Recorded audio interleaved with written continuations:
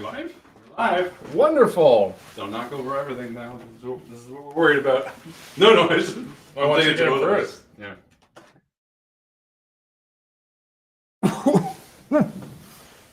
Even smelling them is so hot. Welcome to Extra Life to those people who are just joining. So far, it's been a banner year, as they say. It's been a great year, Chris. Great year. Extra Life, a fundraising challenge. This is the 7th year that the INVICTUS community has participated, raising over $30,000 in total this year alone. Isn't that crazy? Yes. I mean, you're way beyond Yeah, that it's now like with 32 this year. probably, right? With this year. Amazing. And in doing so, you've reached a stretch goal. And the stretch goal is Extra Life Hot Ones, which you do every year. Yeah. Raising money. All the benefits are going to the Children's Miracle Network hospitals and raising money for sick kids. So this is a fantastic event that you do every year. And I'm so happy to do it. My name is Chris Viseau, and I will be hosting the Hot Ones Challenge. Very excited to be here. Thank you very much. I'm excited to have you here. Well, it's so good just to hang out with you. Yeah, You don't get to do it enough. I know. This is my good buddy, Harlan Guthrie, as everybody knows. Oh, yeah. Well, you tell us the volumes and stuff. Yeah, we're doing. Are you listening? I'm watching the chat. Perfect. How would it sound? Do we sound good? Does anything need to come up or down? I'll talk for a second because I have a mic here. Yeah? And then you. Okay, cool. Awesome. Professional. Did you practice that? Well, in the car ride over, I was like, I got to make sure I don't mess. You know, the Children's Miracle Network hospitals? Oh, you mean, I thought you were going to say they were going to anger you. Well, if I got it wrong, they might have. So yeah, because we've reached the goal of $1,000 this year, we are able to do the Hot Ones Challenge, where we're going to eat hot wings and have even hotter questions provided by the community. I've looked through these questions. Some of them are amazing, good questions to ask. And I'm here to keep this man honest. I've known him for a long time, since we were about 4. Taught him how to read and write and ride a bicycle, how to talk to women. So you're welcome, Joe. It's true. Yeah, what do you want to say? Anything? I'm just excited to be here. I'm excited too. I'm excited to get to hang out with my friend Chris. Excited that he gets to keep me honest. And I'm nervous about this year, to be honest. I'm nervous about this every year. On my way, before I got here, I was expressing to Zara, my partner, I was saying, I don't know if I can keep up. I'm going to try to keep up with you. I mean, look, I'm not. No pressure? Well, I guess I have to do it, right? Like, that's the whole point. Like, I have to do it. So, yeah. But no pressure for you. Of course not. There's a little bit of ego pressure. No. I can feel it. Look, this isn't at all a competition. I don't enjoy being hurt. No. Yeah, it gets rough. It gets rough around this point. Yeah. Last year, I think was it last year? Last year, I tapped out there. Well, I made a mistake last year. And we're going to go through all the hot sauces. Yeah. But I put this one before this one, which, as you'll get to know, it was a bad idea. And it cut everybody down to size. But I'm really excited. I'm really excited to get to do it with you. We haven't done it this way before. Yeah. You know what I mean? Which is kind of cool. More intimate. Chris is a lot smarter than me. He prepared. He brought these yogurts. Now, should I not try to drink? It's up to you. I'm going to mirror your moves. Usually I would have a few sips of this beforehand. Yeah. But today I'm going to see what you do and see if I can keep pace. I'm gonna. Here's my logic. This is probably the only time we're gonna do it this way, because I don't think it makes sense to just talk to me again. Like, it's too egotistical to do this again, unless it's like 10 years. Unless I keep bringing you down on every question. That'd be good. And that's actually. Then I'd be like, none of these questions matter anymore. So I'm gonna give it my all out of respect for the prep that Joe's done, the prep that you've done, the prep that Ren has done and other community members have done. I'm gonna give it the utmost respect for that reason. Awesome. Well, and others. But. Yeah. And if you're just joining and you have the funds and you feel like you want to, you can still donate. We're still getting a tally for the day so far. So if you have the ability, please do it. It's important. That's why this is going on. Yeah. And it's a lot of fun, and I want to see it happen every year. So I'm glad to be here. And let's get started with the first sauce. Let's ready? Do it. Yeah. We're starting off with one that you've had before several times and you enjoy. Yeah. Dirty Dick's hot sauce. Only 21,000 Scovilles. Yeah. So enough that you taste the heat, but it's not going to be anything too painful. It's my favorite hot sauce. When I have wings at home and we order from here, I toss it in that sauce. A lot of fruit in the profile here. We got mangoes, bananas, all that stuff. Yeah, it's really. I don't think you've had it before, or maybe you had it previous, but I think it's really good. Obviously, let's get started. The big one, I guess. But you're gonna go for the big one, aren't you? We can alternate. You go up and down, up and down. Sure. Although I see. Oh yeah, let's do it.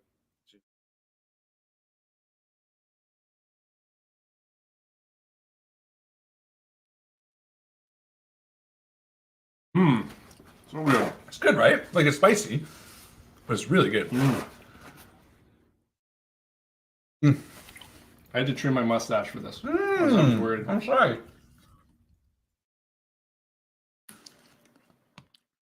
Good wing. It's a good. I don't know. I really like it. Also good wings. Guy who delivered the wings said to Joe, "Oh, are you doing the hot ones challenge again? Remember from last year?" Is that like? And the thing is, it's not even the same day. Like we did in November last year, so you must have remembered. Hey, that shows we don't order wings that much. You ready for your first question? Yeah, Awesome. great. I'm excited. I'm excited.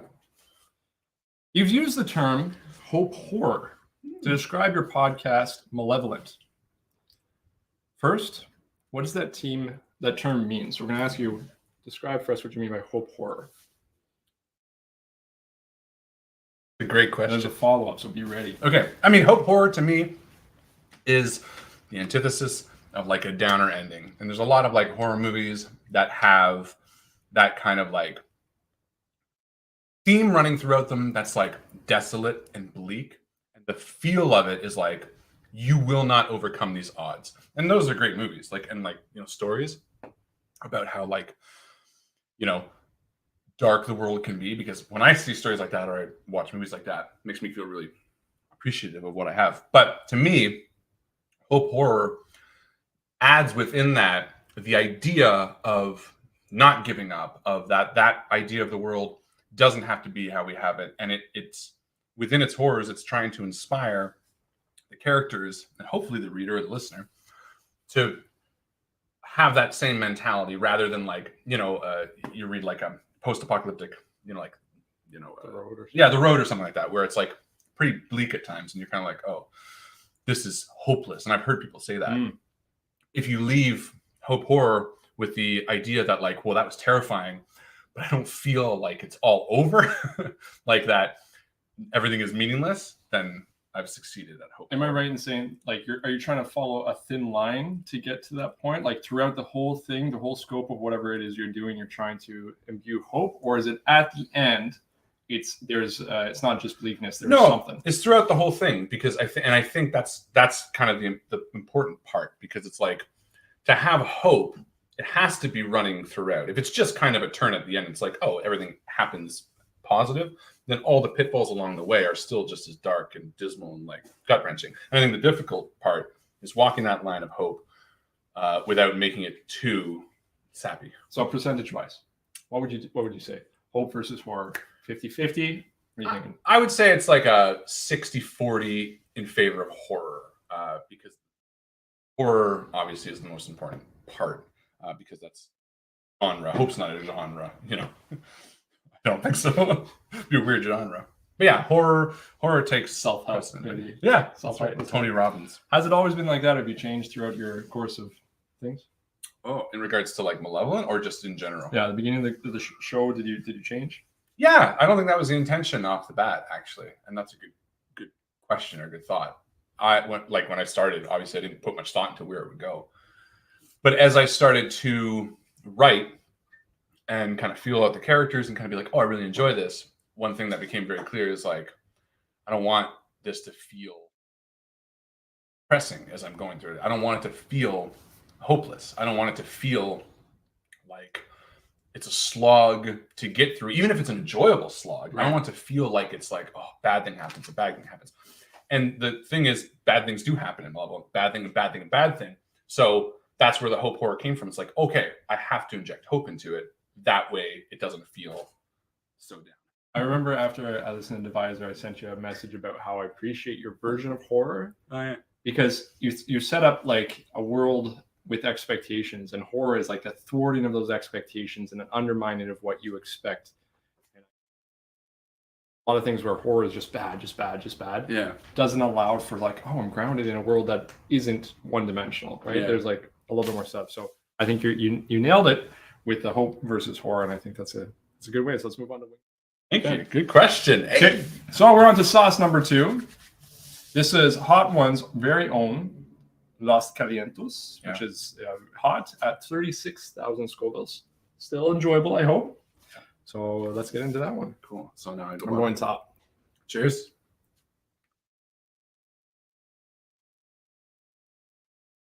I'm just hungry. I realize that now. I'm really hungry. Questions brought by all by the community. Thank you for the great questions, everyone. I hope you're enjoying this and today. Question number 2. You made several forays into post-secondary education. First studying broadcasting, film and television, and then completed a program in hospitality. Where did you hope your life was headed? What were your dreams and aspirations at those times in your life? That's a great question. Right? Yeah.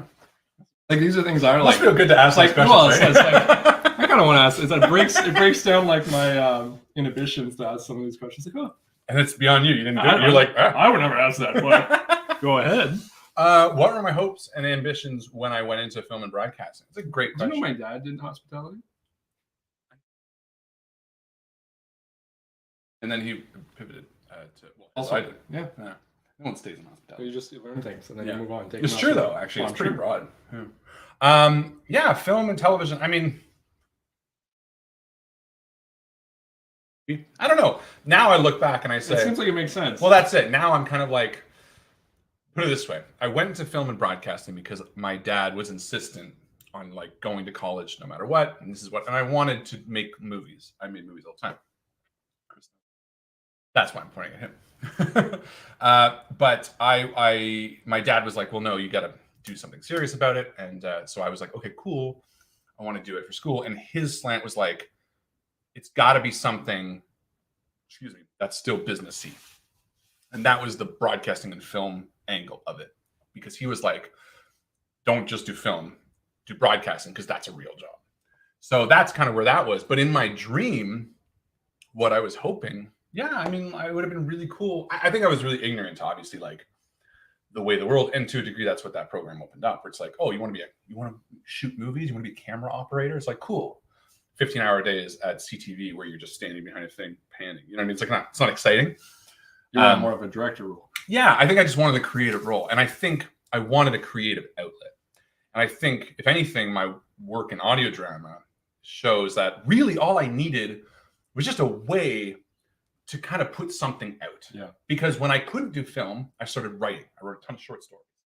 Then, actually, before that, I wrote poems. I wrote a ton of kids' poems. Then I wrote You're short still stories. doing all these things. Yeah, because and then we found role playing games.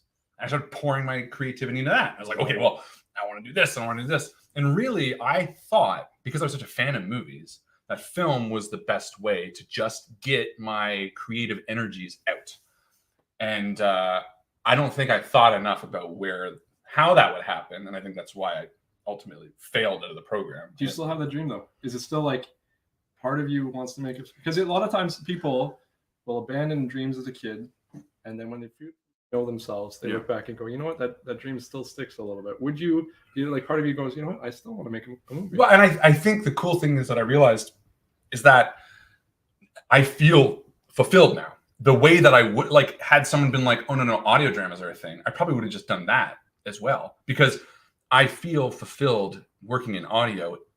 I don't think I get any more joy out of becoming, like, switching to film. Yeah, you get your creative outlet. Yeah, I have my creative outlet. And that to me is really cool. And that's what's so cool about audio, is that because I'm such a megalomaniac and I want to be in control of everything too, with audio, I can be. Like, I can be like, whereas a film, you just can't. You just don't, you need people to be like moving sets and shit like that. It just doesn't work, right? So yeah, no, I don't think I thought enough about it, frankly, but I'm really glad for it, because it showed me that it's like, okay, I need to get this out. And that's what brought me to role-playing games, right? Off script, because I like to just ask anyways, are you glad you you did the education, you participated in the education you did, or was it a waste of time? No, 100%. Because I it really got you to that, and not just that. A lot of the stuff I did learn, I still use. Like they showed me how to use Final Cut and like that, you know, and Final Draft as well.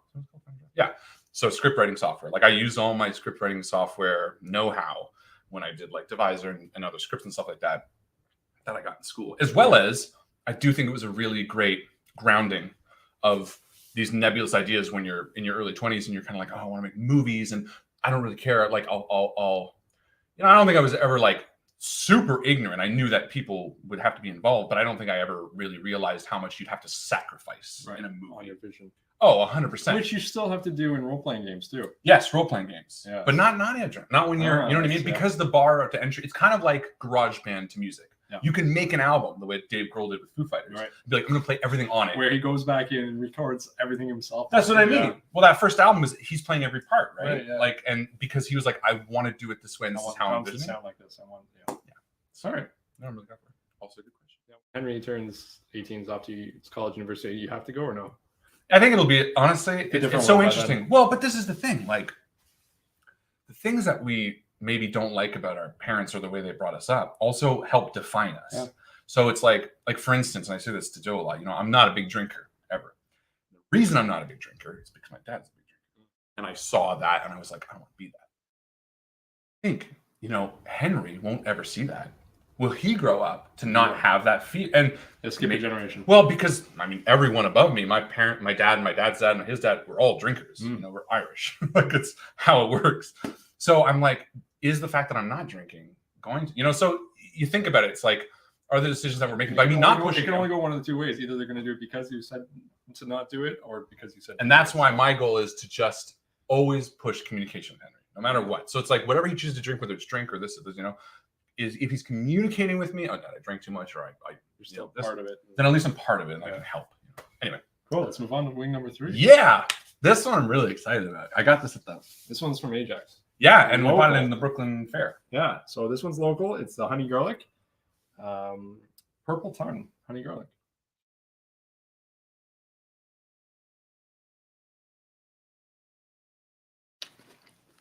I want that one later. Mm-hmm. Give me a break from this. Wait for it though. I know. Oh, it's there. Right? Oh, it's there. Scoville unit. Oh, wow. That's a right unknown. Have you made a mistake? No, it's okay. It's okay. They do jump. The next one's 99. But still yummy. The cool thing about it, like in a minute. Yep, a little bit heaven hell. That's when we remember it's like, oh yeah, this is what we're doing. Right? You're like, oh yeah, this is a nice question. All right, we're doing a thing here. Oh, I'm gonna have a hard time. I can tell. It softens. All right. Ebbs and flows. I'm gonna have a tough time. I might switch to bite after this, honestly. You cut your teeth with the INVICTUS stream, which you created. Get this in January of 2015. As a YouTube channel where you played RPGs with your friends. Since then, you've gamed with a huge variety of people, from folks that you count among your closest and most intimate friends, fans of yours from all over the world, to random strangers at conventions, to other famous and noteworthy people from the industry. From anyone in the world, cast an ideal table of players for a game. And what system? Other ones are a little bit more. Well, actually, we had to delve into your psyche because why pick those people? Living or dead? It doesn't specify, so I'm going to say yeah. No, they should be. I mean, see how it's starting to die now? It's starting to die. It's still there. Yeah, but now it's like, okay, maybe now it's like here. Yeah, I mean, to me, the best tables are the people that are like working together. I mean, it sounds stupid, but just to kind of get to go back and play with you, Joe, a different time would be really nice. But to play with people that maybe would offer something that I'm totally unsure of, I don't know, because I also really hate, and I say this fully aware of the irony, I hate when people play with a lot of ego. I say that because I have a lot of ego. I recognize that. But I really love the kind of players at a table. Yeah, how dare you fundraise for sick No, kids? no, no. You know what I mean. I know. But the idea that, you know, people are kind of more like not disengaged, but sort of more you know, interested in what comes. And I think For consensus building, collaboration versus I individuality. and I think something that I realize where that comes from, at least in my experience, is like friendship. Like I think the reason I really enjoyed at times, obviously we grew together as well, playing together, is because also we loved each other and we had a friendship. And I think that's what makes Critical Role so successful and a lot of those people. And I think having that like friendship of like, oh, this might be a joke or this might be a thing, and kind of that repertoire makes a game really fun. So it'd be tough for me to It's a cast. safety. It's a safety. Well, safety, yes, but also like, I don't know. It's like, and this is a type, because I think you and I are a type. Chris, quiet. Both of you. Oh,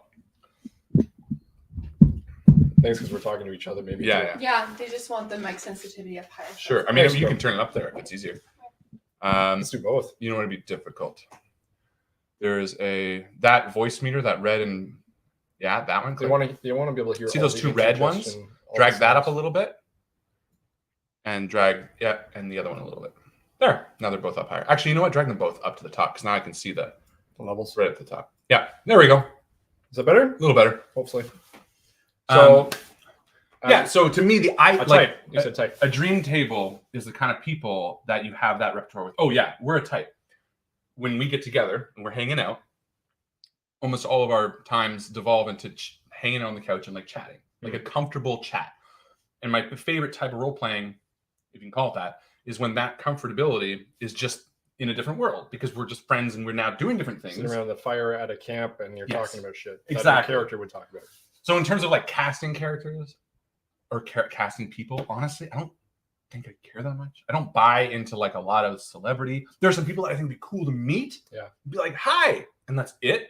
You know, if I met like Bruce Campbell, I don't even think I really want to talk to him. I'd just be like, oh, Met him. very cool. You met him? No. Oh, no. I But didn't answer the question. I'd say you say there's a type, but are you gonna pick? I think I'd want to pick play a with my friends. Okay, here's another thing. Are you the GM at that table? Probably, yeah. That'd be fun, right? Okay, but if I'm going to answer the question properly, okay, I would say Nathan Fillion, would be a blast.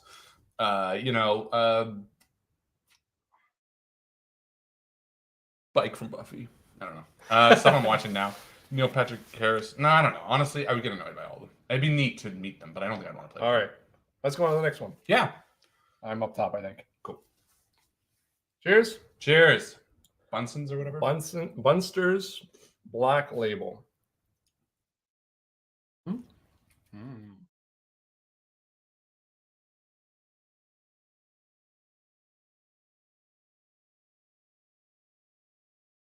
Yeah, that's I think milder than the one before.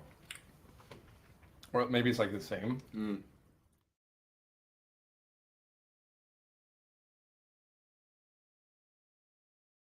Because I am hungry a little bit. Maybe a little higher. It climbs slow. Hope everyone's having fun. Don't forget to donate. I mean, if you only know the Hot Ones Challenge sauce, Los Calientes, we're like 3 times that now. That's true. So exponential growth. Mm-hmm. Wing number 4. Question number 4. Incredibly prolific creator. That's what it says here. I don't know. I was gonna say it. I mean, he's written one. Like, it happened from a very young age. I mean, you create, even if we don't have it all. Sure. Okay. Like you were talking about movies we did. Yeah, that's true. I remember movie magic when we were like filming when we were kids, and you'd have us like turn our shirts around so our heads look like yeah. That was fun. Your creative projects have included poetry, comics, filmmaking, music, short stories, and novels. Favorite thing you made before the age of 25? Whoa. And does it have potential to see the light of day in some form?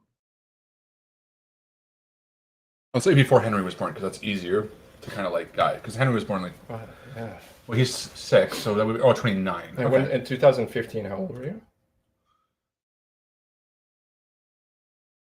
Just before 30. What was the most important? What was the most impressive thing? No. What was it? Favorite thing you made before the age of 25, and would it ever reappear in some form? Okay, I would say is an easy answer. I wrote a poem called "The Rotted Man." You can find it now under my old. I mean, I still use it. The Leary Valley. It's on Reddit. No sleep. And it was a poem about child abuse. And honestly, I wrote it because I was doing a lot of poetry at the time. It's very basic. It's nothing special. Would it be weird to hear it? Would it be weird to Do hear? you it? want to go see it in its entirety? Oh, no, it wouldn't be weird. I don't. It starts off. I was a child of 3. The rotted man came to me, and it's yeah. I mean, you should read it if you're interested. So that I would say was probably. It was just that I started doing stuff like that, because I was always way too self-conscious to I don't want to put anything that has any meaning out. I'll just do silly stuff. And that one didn't come from a deep place, but it was something that wasn't just a joke. You know what I mean? And people responded well to it. People were I had people. This is one you put up on Reddit a few times. Yeah, right? And people would read it and record it. And people messaged me. And I got messaged up until maybe 2 years ago. People would be like, "This poem means so much to me." And yeah, I would say still needs to go up. Yeah. Okay. Slide it. Well, then, if you want to do one more thing, Joe, right here, find the knobs 1 and 3 on that, and just turn them all the way. There we go. Keep talking. Keep talking. Testing. And now, if you open that again, I can see the levels if they're going higher. Blah blah. Blah. Yeah. Now we're there. Perfect. Better? And we are talking to it, so back and forth. Yeah, we're still. I go low when I'm not talking at it, though. It's pretty directional. No, not at all. That's perfect. Yeah. So I'd say the rotted man. It was something that helped. What? I was wondering if you want me to go back. That's fine. We don't need to see yourselves. No, I'm not worried. Unless you want. It helped you realize that you like feedback from your creations. Yeah, and also that I kind of wanted to try more than just being silly stuff. And if it would come back again, if I would use it again, yeah, I totally could. I'm curious, how important is feedback for you? If you are someone creating all the time, how much stuff remains in the dark from the public, and you maybe won't share because to you it's fine not sharing it? Is it pretty much everything you make you want the feedback? I think I'm at the point now where anything I put, I don't really have anything shelved, in terms of I don't put anything half-assed. I'm kind Nothing of half-baked. Yeah, nothing that I'm you know what I mean? Right. I don't love feedback. I'm definitely I'm very poor at taking criticism at times, depending on the criticism. And I think I'm poor at taking compliments too. I think I'm poor at both, frankly. People are like, "Wow, he's great at acting." I'm like, "Yeah, I'm fine." And they'll be like, "Oh my god, his acting sucks." And I'm like, "Sure, I think I'm fine." You know what I mean? So I'm just kind of in the middle of that. But I think to me, I get a real sore spot when it comes to criticism, when it feels like it's not giving me a fair shake. I really hate 1 star. I listened to the first 5 minutes. That always bothers me because that's not really criticism. That's judging someone. That's a different vibe. But no, long story short, to the original question, The Rotted Man, the Leary Valley, it's on No Sleep. Go check it out. Well, you don't have to. And also, if you can, donate. Nah, donate. But yeah, that I would definitely incorporate into something if it made sense. But it's not anything yet. No, nothing yet. But it might. It's not really that good. It's good. You're not supposed to take it well. Oh yeah. Sorry, whatever. All right, let's go on. Wing number 5. Not that good. You're right. I think I'm on bottom. I don't know. All right, wing number 5. Torchbearer Zombie Apocalypse Sauce. This one is the first one, I believe. That's a classic. We have it every year. This is the same bottle from 2017.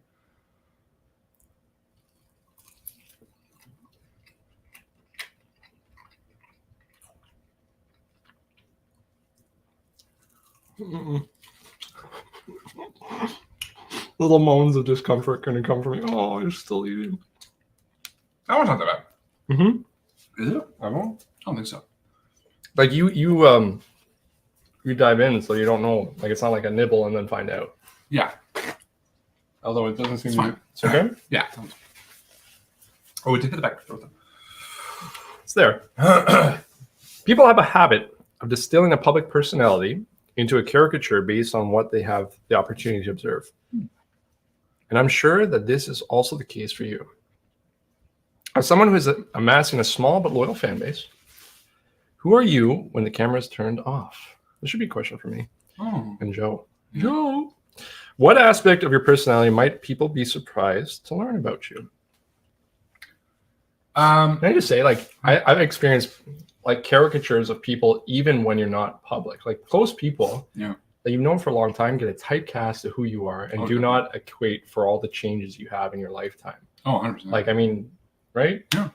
I mean, I think that's something that you do well, and I appreciate that, is that you allow people to change and grow, and it's not like, oh, that's always Chris. No, of course. I think we did that when we were younger, but I think it's changed since then. 100%. I think that's one of the benefits, or can be a benefit of being friends for life. It's like you can kind of either choose to be like, oh wow, my friend's growing and that's awesome, or you can be like, my friend's different, I hate it. That's a really interesting question. Want me to say it again? Yeah. Well, it's what. Basically, who are you when the camera is turned off, and what aspect of your personality might people be surprised to learn about you? Something that they don't see. I think when it comes to like a creative project, I think I'm pretty. It seems pretty laissez-faire for a lot of the time. Like I'm pretty much like, I like it, blah, blah, blah. And even with Joe, I think I'm pretty laissez-faire. But I think what people maybe can perceive is like, well, that's not sure. I've heard people say it, I suppose.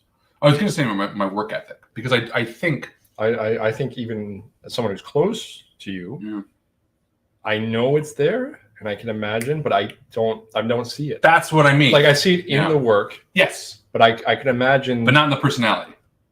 Yeah. Yeah. It doesn't come across like I just toiled on this, getting this sound right for hours. That's exactly it. And that's a great way to put it. Like, I think a lot of people like Monday morning, I'll be like, oh, I started writing Malevolent.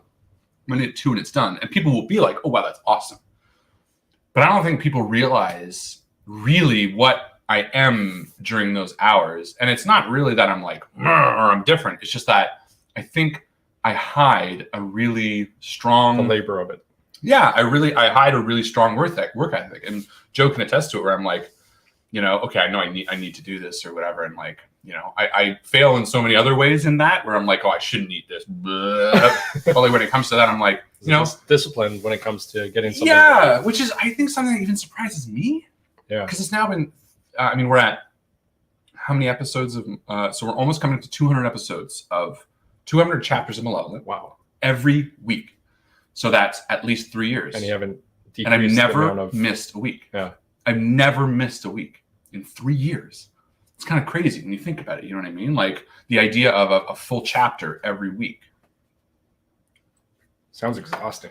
Well, I don't know. I enjoy it. And I think that's the key. And some people are really fortunate to have it. When you really enjoy what you're doing, it's just like, bam. Is there ever like a week where you're like, I got to get this out, and that's not where I want it to be yet, and you would still put more of that into it if you could? 100%. It's rare. I would say maybe 2% of the episodes are like that, where I was like, if I had more time on this, I would. But they're still good enough that I'm like, I stand by it. Like, I'm proud. More often than not, I'll put something out, and then a month later, I'll go, oh, I should have done that. It's not like that night. You know what I mean? Yeah. And I've always attributed it to like the Randy Newman work ethic, which I've never been able to find him saying it, but I'm pretty sure he said it, because that's what I say and I attribute it to. Where Randy Newman's like, some people like, they get inspired by this and that, and other people, they lock themselves in the room until it's done. I do that. Like that quote, like the professionals, amateurs wait for inspiration, professionals get to work. Yeah, exactly. And I think, I don't know where I heard Randy Newman say that. He did to me, I guess, like in my mind, because I couldn't find it again.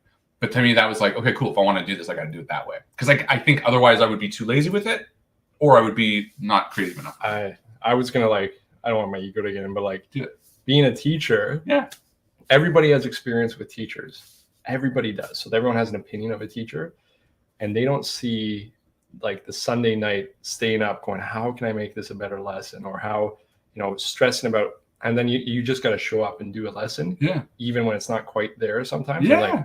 And there is an element to that. And so you have it, 100%. So that ethic, you know what I mean? That like work ethic. I assume good teachers do it, but yeah, that's good. Hey, would you want people to know that there was labor? I mean, and that's the thing. I think people know. You want it, but you have to almost like, your goal is for it to seem effortless, right? Well, I think that's where my ego kicks in, because I think I have a big like, I don't want people to think I work too hard on this. Right. And I think that's my dad, like being like, well, I think it's my dad being like, this isn't a real job. My dad and me, probably the same way. we want people to know we worked hard. Well, and that's we're the opposite. We're like, we'll do something and then complain about it for so long because we just want someone to go, thank you so much. well, and I think that the thing is, like, for me, it's like, no matter how, if I was like, yo, I spent 200 hours on this, right? Like an audio drama thing, because it's creative, and I'd be like, 200. You know what I mean? Right. And that feeling has always made me diminish my work. To be like, I didn't work on this at all. And that way, if it sucks, I can be like, Protect whatever. yourself. Exactly. Yeah. That's 100% my dad being like, what you're doing here is stupid. And me being like, well, that's fine because it didn't take me time. And it's just carried over. Oh, well, man. and that to me is like why questions like this are good, because I don't mind admitting it in the right Very context. interesting. So you say you're But I know it. If I know it, then how is it a problem? Yeah. All right. Wing number 6. You know what? I'll do this because you had to eat more last time. And these kind of like more meat. Yeah, and you got to wrap your lips around it more. This is a little itty bitty one. You get a little Oh, bit. we gotta do it. Well, this one actually came from Hnisdor, I think 2 years ago. Jonathan Hnisdor. Hellfire Detroit Cabernet Habanero Reaper. Oh, why has it got a Reaper in there? Cheers. Cheers. Oh, I haven't got the Simon like doing well. You can taste it. It's It's kind the of. wine, Cabernet or whatever. Kind of like. Oh yeah. Mhm.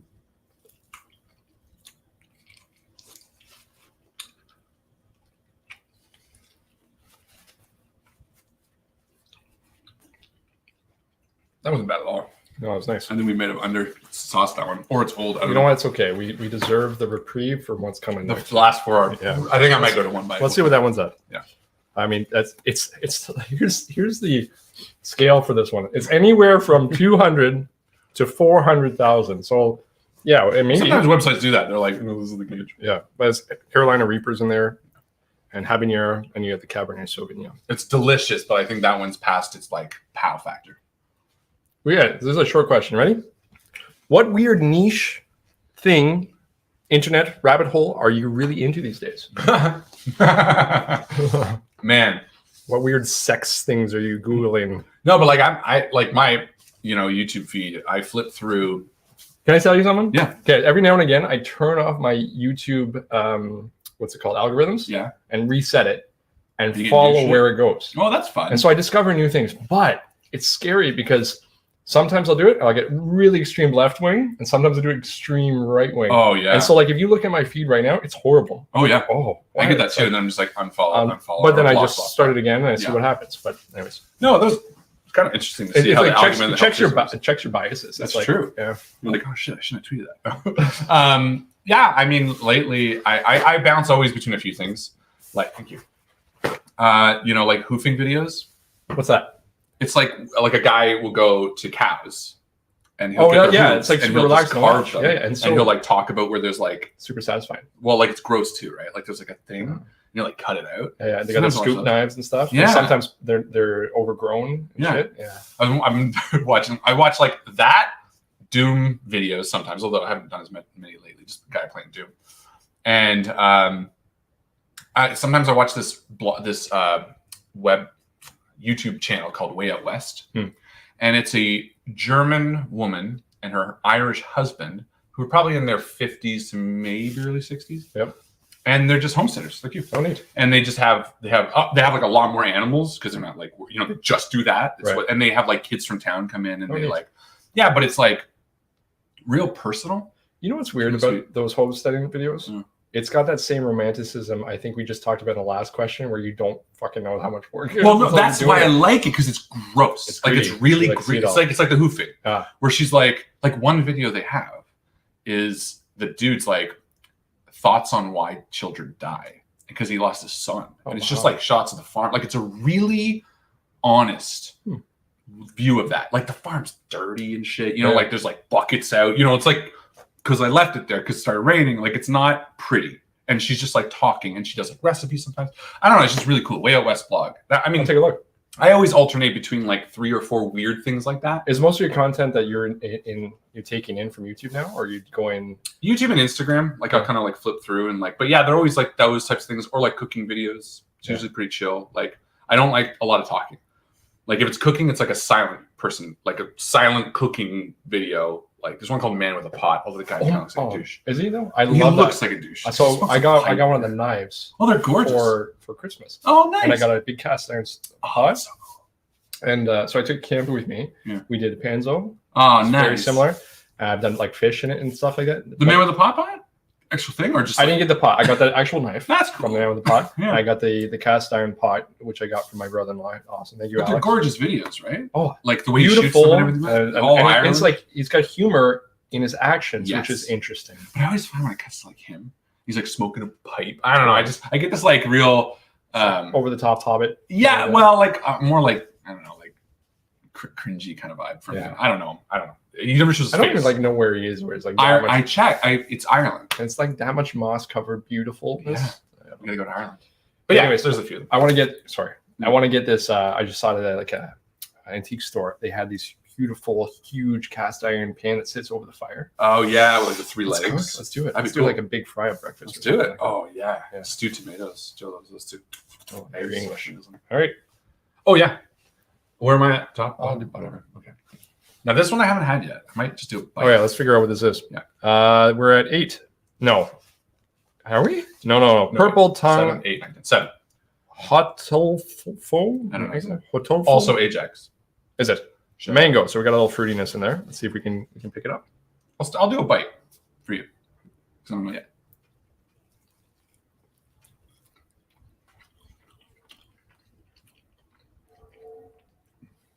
Yeah, it's hot.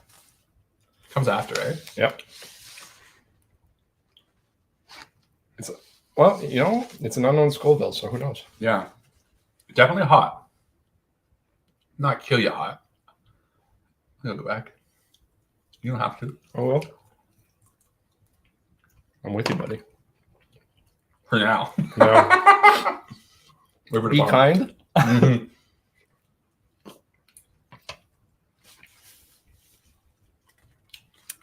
You produced the show 9 to Midnight in 2011. Oh, yeah. 2021. Shut up.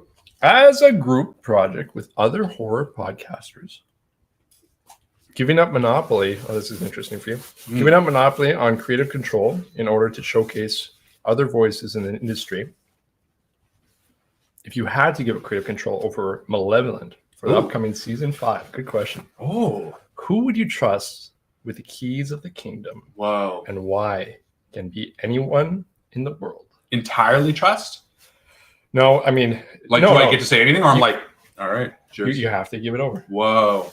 Okay, I'll It add a can be anyone. It caveat. doesn't have to be the people from the midnight. No, and that's fair. But I will add a caveat, and I'll say, Oh, this one burns later. yeah, it does. I'll add a caveat, and I'll say, but people in the audio drama world, not those people, but like I'm not going to hand it to Steven Spielberg. You know what I mean? I'll be fair that way. 'Cause Maybe we're- someone you know, maybe. or even just someone that I know works in Yeah. audio. Okay. dramas.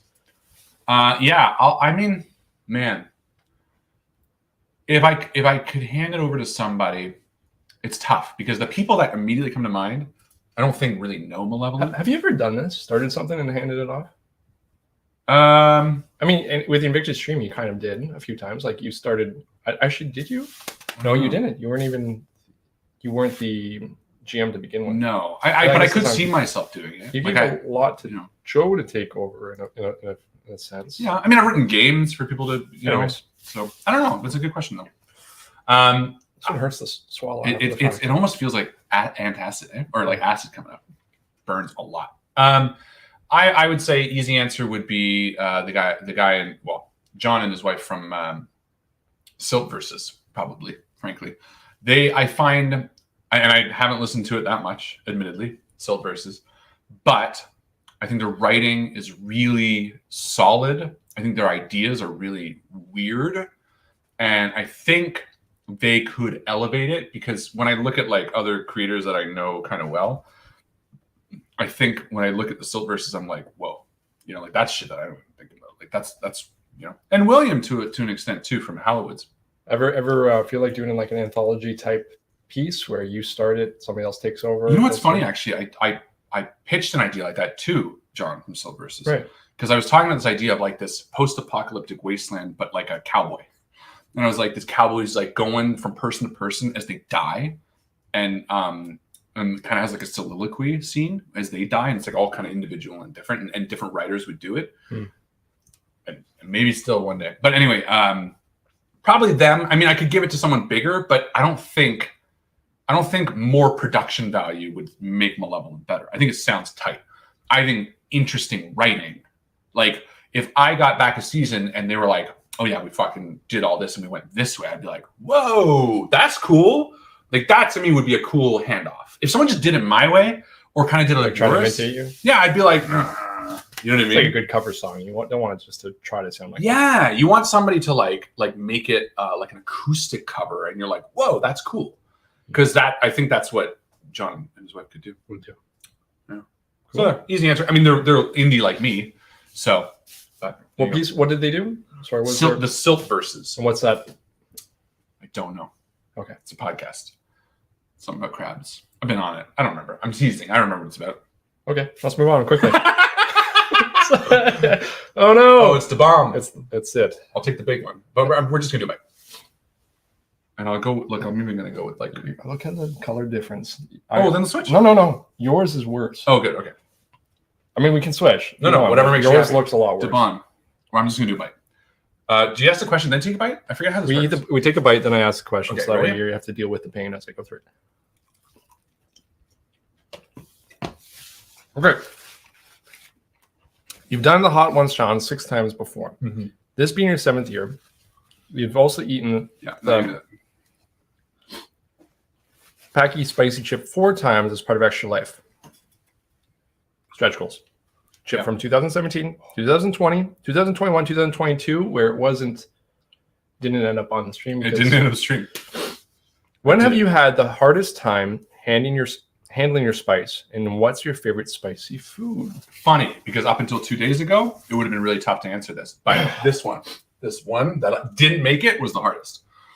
Eating was bad, worse than this, but the top of my esophagus, whatever. Well, I guess it was like kind of too low. I thought it was my stomach, but Joe was like, no, that's the top of your intestines.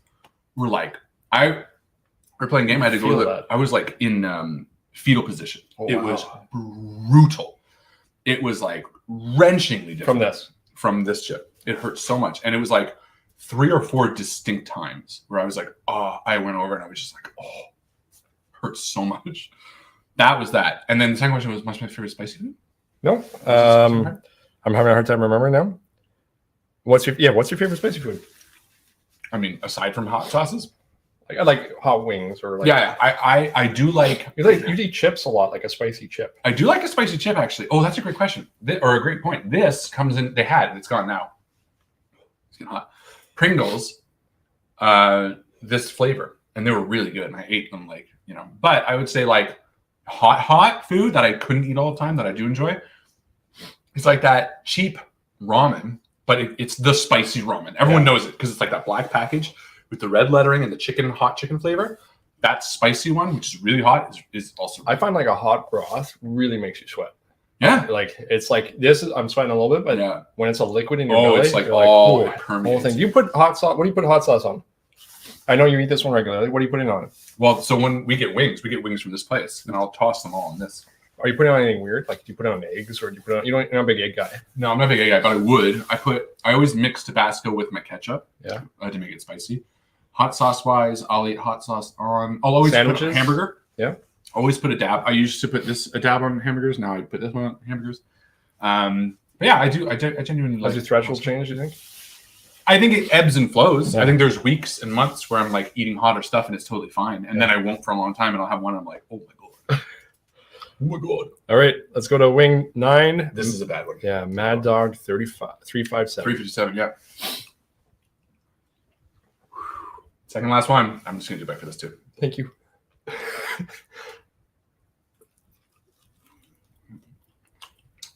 This is a bad one. That's fine.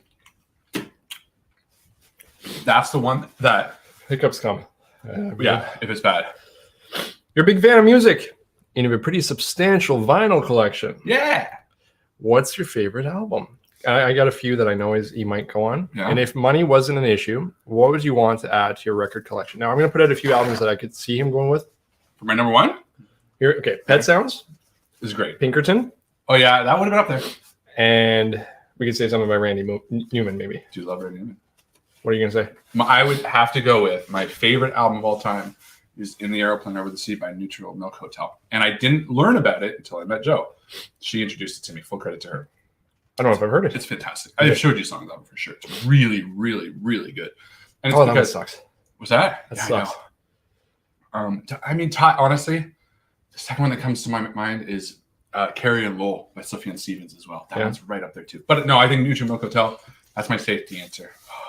I'm really glad you introduced me to. Is it Bree?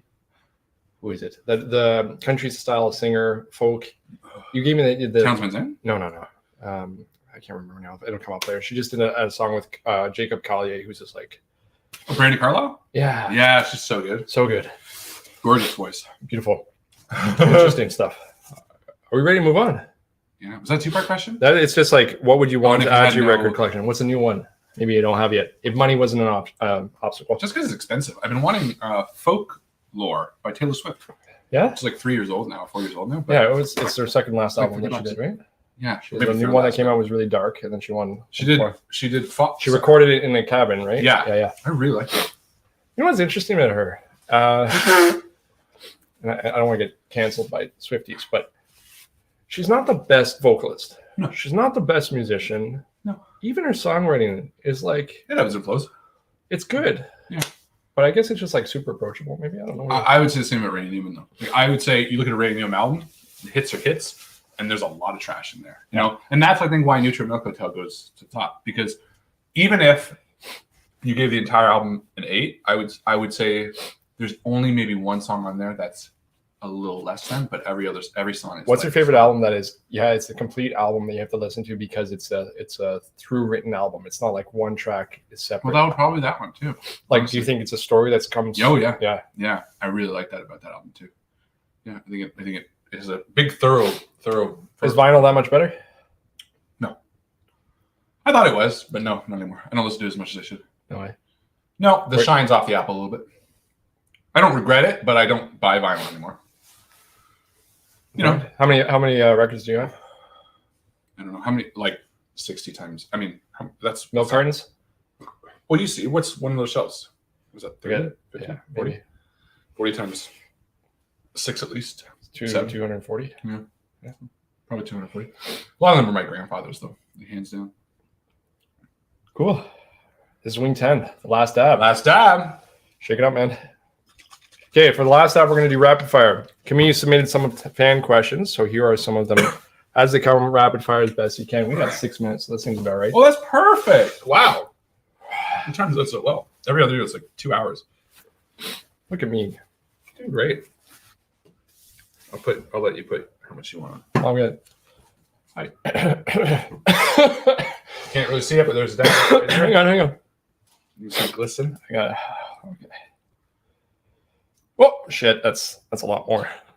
I'll take some of it if you want. Let's touch. Cheers. Okay. All right. Cheers Cheers. to you.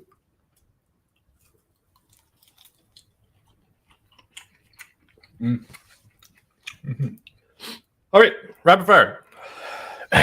From Choco Primo Investigator, a plan. Here we go. Plan a lot ahead of time, or plan a bit and go with the flow. Plan a bit and go low. From Marimo, go to smoothie flavor. If you had to get a Strawberry banana. strawberry banana, from where? Anywhere? Just homemade. Oh, whatever. From Rawanawak. That's probably Roanoke. Rowan Oak. That makes more sense. My own daughter's name. Okay. And how watch it. many instruments can you play? 5. Which one do you enjoy the most?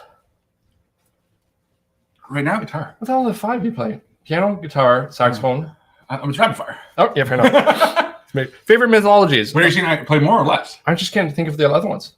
Piano, guitar. Saxophone? I play the Accordion. times. All the saxophones. What do you say? I don't know what the hell else. Maybe right. 4. Synthesizer. Mean No. synth. There's other instruments. Moirith. Favorite mythologies. Ukulele? Oh, yeah, there's 5. Uh-huh. Favorite mythologies or tall tales to take inspiration from. Greek. From Marvin, what's next? Oh, more audio dramas. From Astro/Spot, which of your favorite games or franchises would you nominate for an award? Half-Life. This camera, this camera, this camera, this camera. What do you got going on in your life? Wow. Nothing is extra life. Thank you so much to everybody who's donated this year, who's been a part of this. Give yourself a huge round of applause. Please, I want to see the chat lit up in thanks to this beautiful man, my lifelong friend, Chris Viseau, for doing this, for being my friend, for being a wonderful person, for doing this with me. My honor. Let's do it. Thank you, Joe, for setting this up too. She organized all that. Warm milk. Yeah, Want ice cream? sure. Yeah. I'm not gonna say no to ice cream. Yeah. But yeah, thank you so much for everybody who donated. It's not over. We got 4 more hours, 8 to 9 to 10, 11 to 12. 4 more hours of multiplayer gaming. Sweet. With Eric, this you can guy. probably hear Erica. With Erica screaming her head Such off. a hoot. We also got, in the multiplayer gaming, we have Jamie from the Cellar Letters hanging out. We got Jeremy from Storage Papers hanging out. We got Sean from Wake of Corrosion hanging out. We got, what? Just saying hi. Oh, we got other people hanging did out it, as Chris. well. We got a bunch of other people hanging out. Alex Marcel will be joining us. So stick around, hang out. It's going to be a lot of fun. We can still keep raising money. My lips are on fire. Mine too. Woo! Good job. Yeah. Good job, guys. Yeah, it's okay. Really good. Yeah, hug it up. Aw. Thanks, buddy. No worries, man. So fun. So fun. Woo! All right. Sweaty, sweaty. We're going to be stopping this, and we're going to be starting the next stream momentarily, so sit tight.